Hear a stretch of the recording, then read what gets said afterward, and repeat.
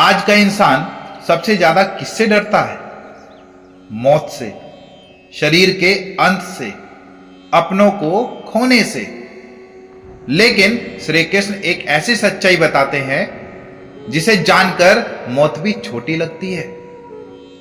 आज के श्लोक आत्मा के उस रूप को दिखाते हैं जिसे कोई मार नहीं सकता, जला नहीं सकता और काट नहीं सकता। अगर आपने ये जान लिया तो आप किसी चीज से डरेंगे ही नहीं।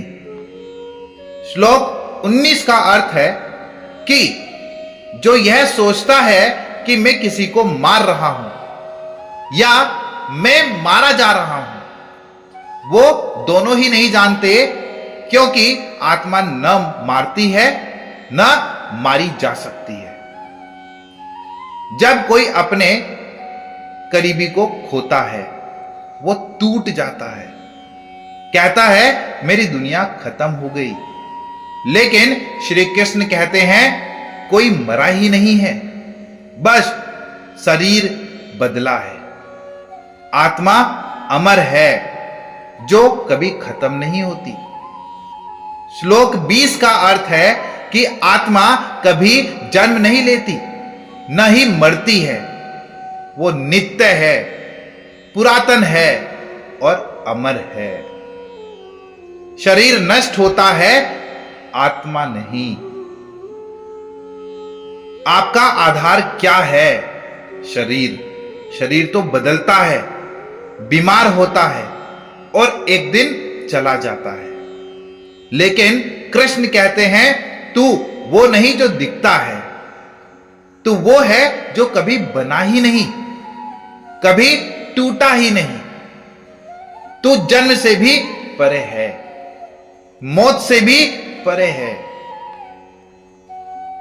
श्लोक 21 का अर्थ है कि जो यह जानता है कि आत्मा नाश रहित, सत्य और अजर है, वो किसी को कैसे मार सकता है या मरवा सकता है।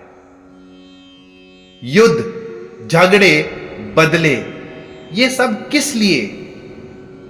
हम समझते हैं कि हमने किसी को खत्म कर दिया, पर श्री कृष्ण कहते हैं तो सिर्फ शरीर को हटा सकता है, आत्मा को नहीं। तो फिर बदले का क्या अर्थ? नफरत का क्या मतलब? श्लोक 22 का अर्थ है कि जैसे कोई पुराने कपड़े छोड़कर नए पहनता है, वैसे ही आत्मा पुराने शरीर को छोड़कर नया शरीर धारण करती है। जब आपके कपड़े पुराने हो जाते हैं तो क्या आप दुखी होते हो? नहीं, आप नया पहनते हो। वैसे ही आत्मा भी एक शरीर से दूसरे शरीर में जाती है। तो फिर मृत्यु पर इतना रोना क्यों? यह तो सिर्फ कपड़े बदलने जैसा है। श्लोक 23 का अर्थ है कि इस आत्मा को न कोई हथियार काट सकता है, न अग्नि जला सकती है, न जल भिगो सकता है और न वायु सुखा सकती है। आज की दुनिया में इंसान सब कुछ हारता है, पैसा, रिश्ते, सेहत, सब कुछ। लेकिन एक चीज है जो कभी हारी ही नहीं गई, वो है तुम्हारी आत्मा। और श्री कृष्ण कहते हैं उसको कोई छू तक नहीं सकता। तो डर किस बात का? श्लोक 24 का अर्थ है कि यह आत्मा न काटी जा सकती है, न जलाई जा सकती है, न गीली हो सकती है और न सुखाई जा सकती है। यह नित्य है, सत्य है, अचल है, सनातन है। तुम खुद से भागते हो और दुख में घुटते हो, क्योंकि तुमने खुद को शरीर से जोड़ लिया है। लेकिन आत्मा तो हर जगह है, अचल और अडोल।